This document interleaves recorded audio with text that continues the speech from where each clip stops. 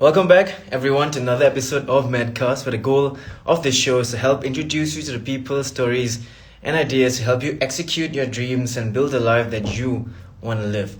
Today's episode is a very different kind of episode. I'm actually getting in Dr. Rakhi, who's a pediatrician, and she's going to shed some light on some of the problems faced by kids these days, especially since there was a global pandemic going on. So it's going to be very interesting, and I hope you guys enjoy the show. So let me bring the amazing doctor right now, and we'll hear from her.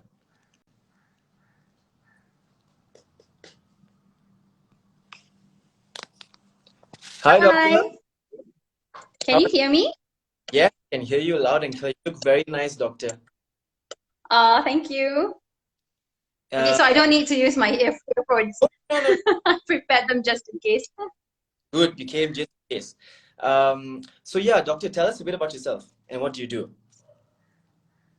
All right. Hi, everyone. I'm Dr.RakheeYadav. I'm a consultant pediatrician with a special interest in vaccines as well as childhood nutrition. And I'm also an early nutritional specialist. I've got a postgraduate diploma from the Boston University as well as Munich University in Germany. I practice respectful parenting, and I've lately become a science advocate. So follow me on IG as well as Facebook with my full name as the Insta handle. That was a mouthful. There's a lot of things you're doing, doctor. Remarkable things as well. And our show today is about, let's not forget about our kids. And I know you'll be focusing more on literally children. But everyone's watching here today, they are like kids to me, so I'm going to try and relate everything back to them. So yeah, let's just start with the first thing, which is the pandemic and kids being at home for such a long period of time and how that's affecting their mental health, right? So yeah, please, let's just get started. Okay, so we've been in this pandemic for, I think, almost 2 years now.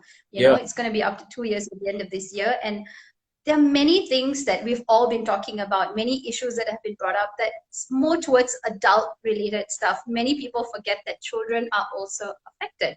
So I feel like they're like the hidden victims, we can call them, because nobody really thinks about the child aspect of it, except for a few child advocates that we see that actively promote things about children. So there are many things that children have gone through as well, which is pretty similar. They also have physical health issues. So a lot of them have missed their regular vaccinations. They've missed their regular immunization schedules. They also have developed, we've also seen an increased number of developmental delays. We see, especially with speech. So speech and language has become a huge issue. Right. And I'll talk a little bit about this in a bit. We also see eye issues as well. So children who have been exposed to prolonged online classes, a lot more gadget usage these days. So we're seeing a lot more children who can't see very well, who need glasses at an early age, who develop dry eyes. So dry eyes is something real. So to parents out there, if you see your child blinking more often or constantly trying to squint and see certain things, they could be just having dry eyes. So make sure you have some preservative free eye lubricants for them and get them checked by a pediatric ophthalmologist as early as you can. So that's just the physical aspect of health that we're talking about, and I'm sure you want to know about the mental health aspect of it. So we do see a higher rate of depression and anxiety. I'm going to specifically mention anxiety here because children go through anxiety as well as early as 9 months. This is our innate development. We develop anxiety. Separation anxiety is something that all children develop at the age of 9 months, and they outgrow it by the time they're about 18 months to 24 months. But at this point in time, we're seeing more cases of anxiety for many other reasons.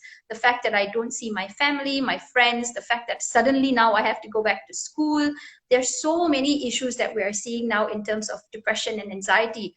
We had the increasing number of depression, especially in teenage children. So it's the older ones that we're seeing depression in. And interestingly, I'm just going to pick out one statistic that I saw that was actually quite alarming. Between March to October 2020 last year, 1 in 4 cases of suicide were among teenagers between 15 to 18. So 25% suicide rate in our country. For me, that's alarming. That's a huge red flag. Something is going wrong. We have befrienders, we have all these things for adults, but what about the children? What about the mental health aspect for children? Not many people are talking about that. and that's just one component besides the physical health. You've got the mental health.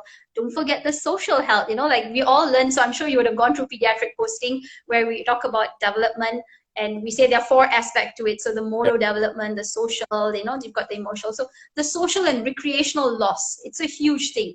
Children who were previously in school and they were getting a lot of energy spent in school, able to run around their neighborhood, and now all of a sudden they're stuck at home in various, can't even remember what number of lockdowns that we've been through, the MCOs, EMCOs, RMCOs, whatever alphabets you want to use, they're just stuck at home.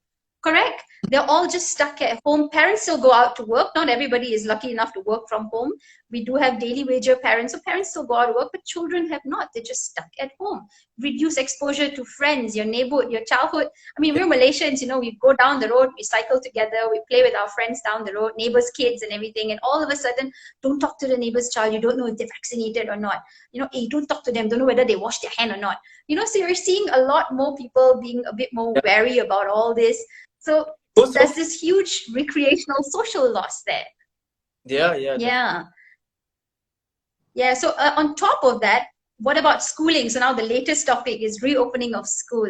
And we do see, especially among parents who are so worried, should I send my kids to school? Why is the government opening up the school? Which kind of idiot will open up a school during a pandemic? But I'm going to take a little bit of your time here to sidetrack and say that the school reopening is something that is a must. It is something that should have been done earlier, not because I want to get more kids infected. It's because not for the privileged lot. So let's look at it this way. The schools are not reopening for the privileged lot of children, which means these are the children who are safe at home with their own iPad, with a fancy pink Mac top, with a colorful background scene and everything. So no, this is not for those privileged children.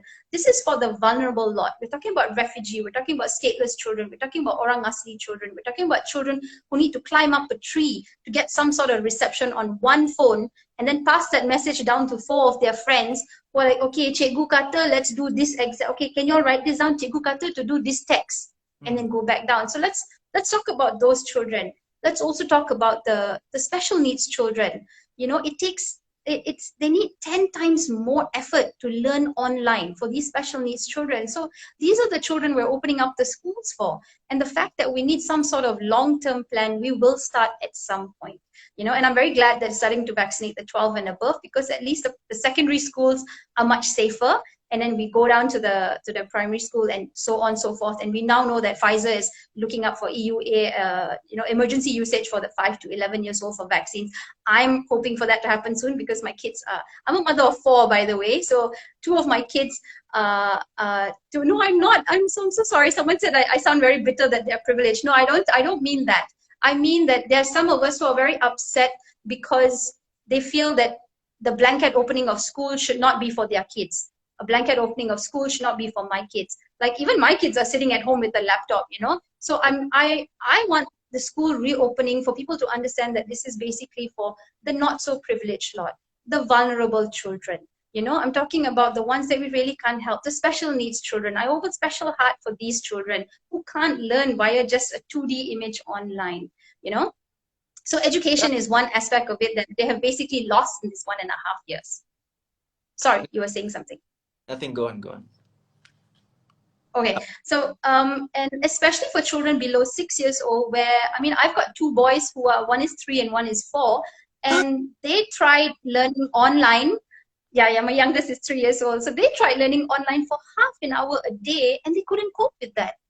So it's not easy for a child below 6 years old to learn online. If your child is below 6 and doing a fantastic job, kudos. But not everybody can do that, and their attention span may not be as good with that particular age.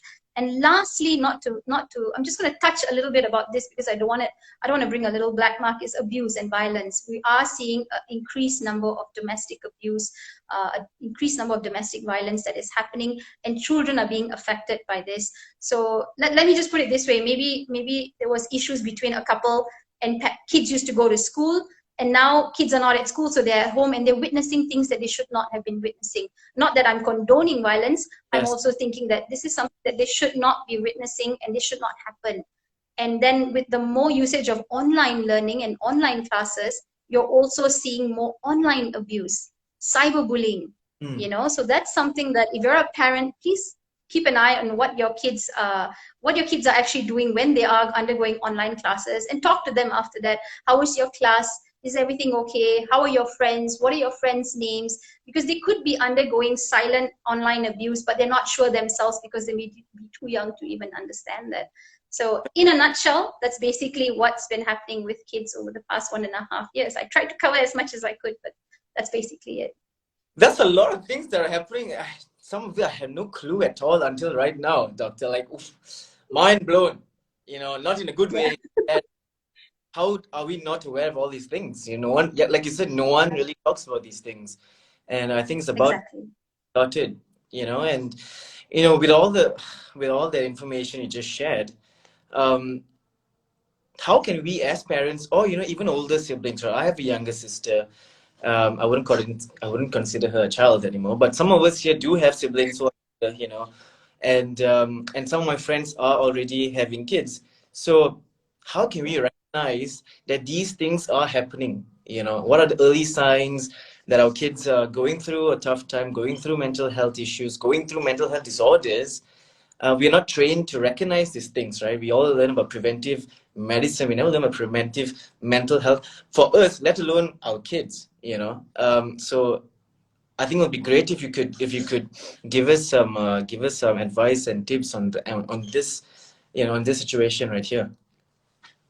So maybe I'll talk about red flags. Is that what you're asking? What are the red flags parents should look out for when they're worried their kid might be undergoing some sort of issue in terms of mental health? Well, first is if you have a child that's very outgoing, and all of a sudden, so you have an outgoing child, and all of a sudden this child is going for online classes and he's staying at home, and you start noticing this child of yours is not really saying much. If you ask them how was your day, oh, it's fine, nothing great, okay, So the change in personality, your child who used to be so happy to talk about his day in school, all of a sudden is just sitting on the couch and maybe switching Netflix cartoons or something like that. If you notice that a child who was quiet prior to this starts throwing tantrums, you notice a child that's completely turning the opposite, more tantrums, more talking back, especially in the older kids. They tend to talk back to you. They tend to get angry for no reason. Younger ones, I'm going to switch back and forth because you've got kids of all ages. So younger ones, they might start throwing things. You see them slapping, biting. If you have siblings in the house, if you're not an only child, you have siblings, you might see them acting against each other or acting against parents. So there you are, a parent who's working from home and try to juggle, like in my case, 4 kids, and you're trying to juggle everybody all at the same time. Yeah, I've got 4 kids. Yeah, and you realize that everybody's personality is changing. So keep an eye on those things. Changes in personality, changes in their eating habits. Someone who used to love food and all of a sudden won't even touch even 1 spoon of rice, and then something is up. Or a child who cries for no reason. Or if you have a teenage child, someone who just wants to stay in the room and does not even come out for whatever reason, he'll just keep quiet and he's like, no, I'm fine, just stay out of my room. So these are small red flags that you can sort of pick up. A lot of people actually tell me, oh, it's just because they're introverted, it's just because they're extroverted. It's often that we misunderstand this term introvert and extrovert, and it's a myth that you don't actually recognize introvert extrovert children in a childhood. They actually develop this personality quite young. And it's wrong to say that an introvert would be shy and an extrovert is outgoing. That's totally wrong, right? So it's basically a personality preference and the way the child spends their energy. So an extrovert, so I would consider myself an extrovert. I get energized with people around me. I feel so much better when I have people around me, and I talk more than I listen. And my thinking and my processing is a little bit more aloud. I'll tend to think out aloud. What if the person said this? What if the person said that? So these are all signs of an extroverted person. I process my thoughts and my emotions after I do something, like I'm just going to run that red light. Not that I ran any red light, but then you think like, oh no, what if the police catches me? So you do it before you think about it. Not that I ran a red light. I'm a good person. I drive according to the rules, but I'm just giving an example. Whereas an introverted person is energized by being alone. So they feel when they are alone, they feel much more better, much more calmer, and I don't have to deal with all the unnecessary, mind my language, but crap all around me, And the introverted person would listen more than they speak. So if you have a friend, you will know that there are some of your friends that will actually keep quiet and listen to you versus the ones, I think you did a reel race lately about someone who talked and talked and talked rather than listen, you Yeah. know. So yeah, so the introverted person listens more than they speak, and they take time to process something. They're more reflective, so if you tell them, hey, this thing happened, and that person will think, oh, really, before they actually come up with an answer or they come up with an interpretation of what is going on. And they really enjoy one-to-one conversations rather than a group talk. Like I love a group, big whole, family reunions and things like that, noise everywhere, everybody's talking. And my dad always calls it's like an Indian railway station, there's someone shouting, this train is going to that place, that train is going to this place. And you just take whichever train that you want to go, and that's how you join a conversation. So that's an extroverted conversation versus an introverted is like, I just love meeting up with a friend and having a coffee with that person. So these are just examples of between two, and your child may fall into either one, or they may be an ambivert. They may be someone whose personality balance both. They may be someone who because we need to remember this introverted, extroverted thing is basically a spectrum. You can fall into the introverted completely, extroverted completely, or somewhere in the middle where you're a little bit of both. You like to listen, but you also like to talk. You'd like to think, but you also like to react. So we should also realize that this introvert extrovert personality thing does not alter our communication. Right? Communication capability is not altered by your personality, your leadership, and your creativity. So a child who may be introverted, it does not mean that child is not creative. So we have to understand that these aspects are completely different. Right? So how, as parents, we should recognize these aspects of our children is we should respect their time. We should respect their personality. If a person is introverted, you respect their alone time.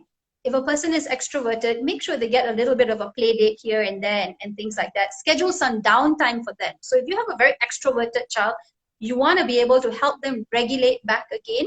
So you introduce a bit of a schedule of downtime for them, and then positive reinforcement works for an extroverted person. So if you have a child who's very social and things like that, and they did something wonderful, like, oh my god, that was excellent, baby, you did a good job, mama's so happy, that's fantastic. So positive reinforcement for these children does wonders. Encourage their interest. So now if your child comes up to you and says, mommy, my teacher said I should learn the piano. Really? I have a piano at home, would you like to learn? Oh my god, I think that's excellent, let's try and get you some piano classes.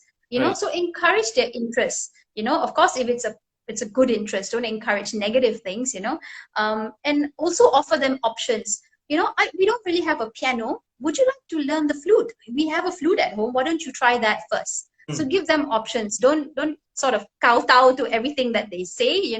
So introverts, you want to be able to give them breaks. So if you have a social event that they're going to go for that they have to attend, for instance, now not much social events, but previously you had to force them to attend weddings or birthday parties, and these kids will be like, oh no, do I really have to go?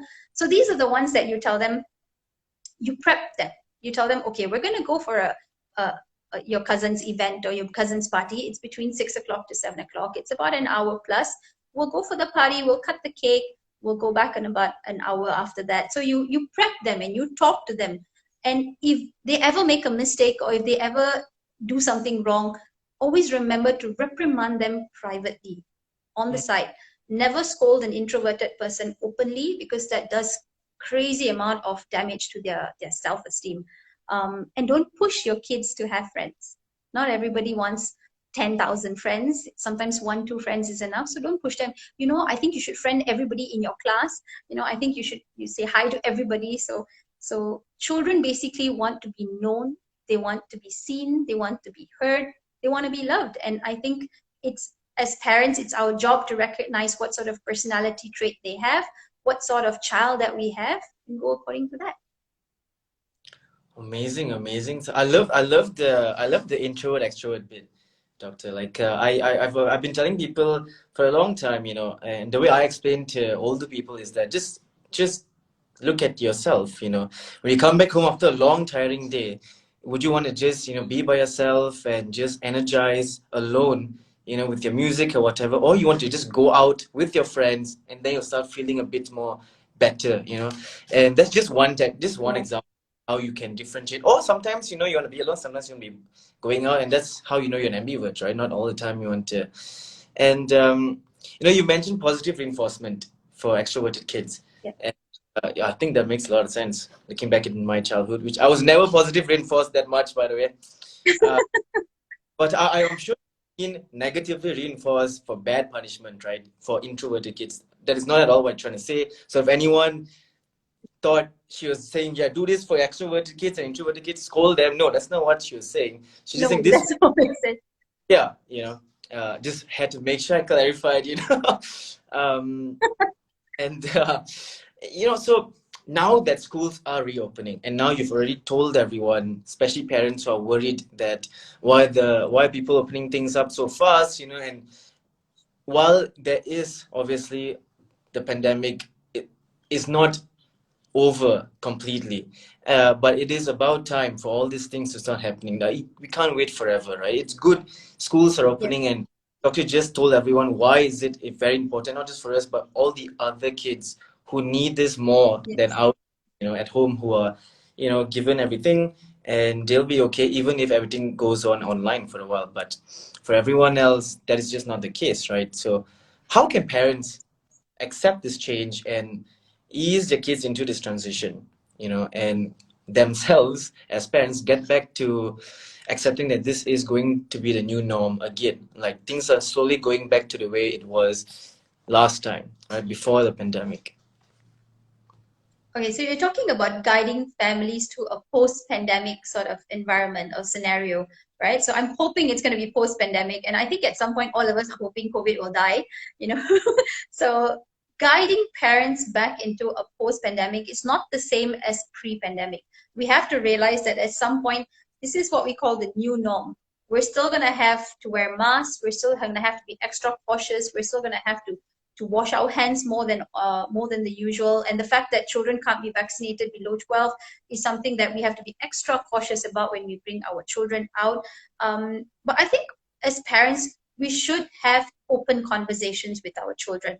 Talk about the fact, like if you're sending them back to school, or there are some cases, like I do have some of my patients that are 6 years old and they're going to standard one next year, or they're 12 years old and they're going to form one next year. So it's not only a different age, it's not only a different class, it's a different school altogether. From a Yeah, kindergarten, now you're going to be in a big girl or big boy school. From primary school, you're suddenly going to be like, you know, senior most in primary school. I remember when I was in standard 6, senior most in school. And next thing you know, you're in Form 1, where like you're the junior most person in school, you know, like one insignificant Form 1 student. So these are huge changes in a child's life. 12 to 13, you're in between that pubertal phase. Your hormones are going crazy. So these are the times where you need to really talk to your child. At whatever age that your child is at, speak to them with an age appropriate language. So you have a 3-4 year old, you're not going to tell them about the statistics of the death rate in COVID, and you know there are 10,256 cases or something like that. You're going to tell them there are a lot of germs out there and mommy just wants to keep you safe, and you have to make sure you wear your mask in school. Please make sure you wash your hands. I'm going to get you this little sanitizer. So speak to them in a language that they understand. And of course, if you have an older child, I do have some of my teenage patients that actually Google themselves, and they know, they can tell me, Dr. Rakhi, do you know how many children died in Malaysia since the pandemic? You know, I calculated from the news and it said this number. So you do have educated teenagers. And of course, those you don't go and tell them, you know, you got germs out there and all. You don't make them feel stupid. So you want to be able to talk to them at an age appropriate language. You say, yeah, oh my God, yeah, you're absolutely right. There are a certain number of children that are dying, and let's try to prevent that from happening, you know. Or why don't we wash our hands as much as possible? Do you know why we use masks? And do you know there are many types of masks? What do you think are the masks that are most safe for you, you know? So talk to them in an age appropriate language. Have open conversations with them. Like I recently, my kids had a little meltdown lately because they couldn't go to their grandmother's house, and we basically just sat down and I opened conversation again. It's not that they didn't know about COVID-19, but you talk to them again, because kids have a very short-term memory, something yeah, like Dory, you know, like in Finding Nemo. They have very short-term memory. So even if you told them what COVID was last year, last week, last month, they probably can't remember. So you tell them again, that there is such a thing as COVID. We're in a pandemic, we're in a lockdown. It's not so safe to go out, and re-explain to them. Don't tell them the nitty-gritty, gory details, but talk to them about bad germs and how it can affect you, and people can die, and we want to keep grandma safe, grandpa safe. We want to keep ourselves safe. We want to make sure all our friends are safe as well. That's why mommy got vaccinated, papa got vaccinated, and talk to them about all these things. And then you also tell them you're going to get your shots as well, because in case you want to bring them for their flu shots or for their catch-up vaccinations, you tell them that you want to do this. So have open conversations with them, and let your children open up with emotions. Older children will be able to do this. Younger children don't know what emotions are. There are many books out there that you can actually buy, where each book, I bought a series of books that the first page of the book says happy. So what it is to be happy, what are the thoughts about happy? Another one is scared. Another one is nervous. Another one is jealous. So you're teaching them these emotions. Angry for children. So it's like, a cartoon book sort of thing. Right. Angry, jealous, nervous. So they understand that these are emotions, versus a child is I'm not sure what's going on. I'm feeling something, but I don't know how to name it. I don't know what's going on. So you want to be able to let them come up with these emotions, and you ask them, how do you feel? Do you feel sad? Is this something that you're not happy about? Is there something mama can do to help you understand? So have open conversations, let them talk about their emotions, have realistic expectations. I think parents shouldn't be thinking, oh, just because I'm vaccinated, I'm going to bring my whole family out and I don't care what's happening. And, have realistic expectations. COVID is not going to disappear overnight, and we have to be able to understand that things are not going to change in 24 hours. It's a gradual change. So keep your expectations accordingly, I would say. Provide a safe space for your children to have these conversations that I was talking about. So whether it's at home or whether it's in their bedroom or things like that. And I want you to be able to shift their mindset as well. So when you shift their mindset, you want to be able to connect with them, you want to empathize with them. And finally, anxiety. So when you talk about anxiety with kids, it's one of the most common emotional issues that children have. They're scared to go back to school, they're scared with changes. So these are the things that you want to be able to talk to your children about. So basically, prep, talk, and empathize with their emotions. All right. My God, we covered a lot of things today, and a lot of things to think about, Doctor. Thank you so much. I had no idea all this is going on. I'm going to be honest. Like, you broke everything down, and this is just one piece of it. This is not even the physical, aspect of it. It's just mental health, in kids. And I wish there was someone who's going to talk about mental health in adults like this, like you. You just put everything in a box and be like, okay, number 1, number 2, number 3. Must be the pediatrician side in you to explain things to kids. Exactly. But guys, even if you're not a parent, I'm sure you have uncles and aunties or friends who are parents. Use this to tell them, share this video with them so that they can learn. This is like grade A information you're getting right here, golden information. Sorry. So thank you so much, Doctor, for taking the time and speaking about these things. Very important, and we shouldn't miss out on these kind of knowledge in the future. I mean, at least I know you are there to do this, so I can sleep very safely at night, knowing that you'll keep going on. So thank you so much, Doctor. I hope you. No worries. I'd just like to end, Navraj, if you'll just give me 1 minute to end it with, go easy on yourself. This is to the parents out there. Go easy on yourself and others, and align and attune with what your child is feeling. Don't blame yourself for everything. All of us are going through a lot of things. I think someone earlier on said that, kudos to the super parents out there. Yes, everybody is going through a lot. So go easy on yourself. If you need that little bit of self-care, take that time out. If you need a coffee without the kids, do that. Do what you need. Self-care is absolutely important. There is no way you can fill the love bucket of your child if your love bucket is empty yourself. So just like to end it with that. I like that reference, love bucket. Very good. I think that was like the best way to end this talk. So you did my job for me, Doctor. Thank you so much. You're welcome. Thank you so much for coming here. and sharing, your time with all of us. I'm sure we all appreciate it, and I've learned a Thank you lot. so much for the invite. No, have a good day, Dr. Rakhi, and I'll see you You soon. too. Take care. Bye. Bye.